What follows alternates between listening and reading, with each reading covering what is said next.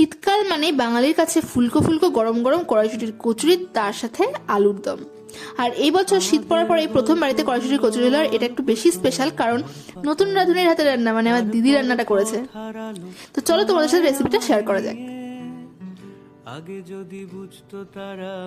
প্রথমে কড়াইতে তেল গরম করে তার মধ্যে কেটে রাখা আলুগুলোকে দিয়ে ভালো করে লাল লাল করে ভেজে নিতে হবে। তারপর সেই তেলেই গোটা গরম মশলা ফোড়ন দিয়ে দিতে হবে, তেজপাতা, দারচিনি আর এলাচ। তারপরে আগে থেকে করে রাখা ছিল মশলা, টমেটো, আদা, লঙ্কা, সেই পেস্টটাকে দিয়ে বেশ কিছুক্ষণ ভালো করে কষিয়ে নিয়ে আর একটা পাত্রে দিয়ে ধনে গুঁড়ো, জিরে গুঁড়ো, লঙ্কার গুঁড়ো, কাশ্মীরি লঙ্কার গুঁড়ো, হলুদ আর নুন দিয়ে একটা মশলা তৈরি করে রেখেছিল, সেটাকেও পুরো দিয়ে দিতে হবে। দিয়ে বেশ কিছুক্ষণ ধরে ভালো করে কষিয়ে নিতে হবে যতক্ষণ না মশলা থেকে তেল ছেড়ে যাচ্ছে।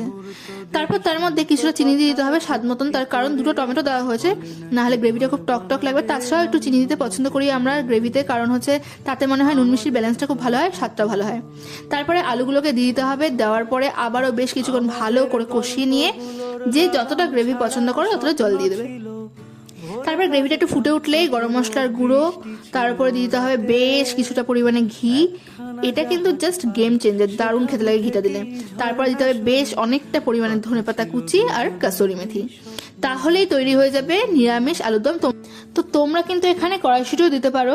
দিদি নতুন রাঁধুনি তো, তাই কড়াইশুঁটিটা দিতে ভুলে গেছিল। কড়াইশুঁটি দিলে কিন্তু বেশ ভালো লাগবে খেতে।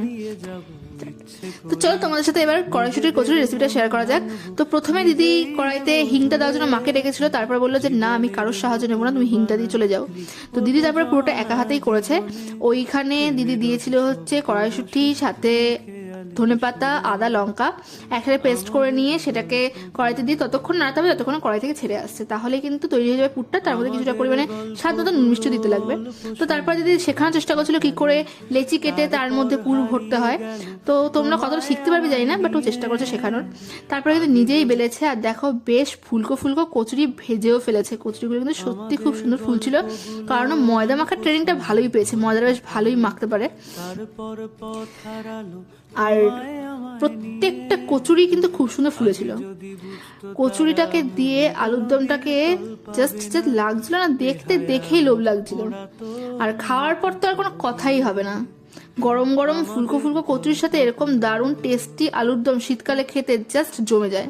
তো আমি বেশি কথা বলবো না, রাঁধুনির নিজের এক্সপ্রেশন দেখে নাও, আশা করি তোমরা বুঝতে পারছো কতটা টেস্টি হয়েছে। তো ভিডিওটা এইটুকুনি, কি ভিডিওটা ভালো লাগলে যারা এখন চ্যানেলটাকে সাবস্ক্রাইব করেন অবশ্যই সাবস্ক্রাইব করে দিও। দেখা হবে নেক্সট ভিডিওতে, ততক্ষণ জানা টাটা।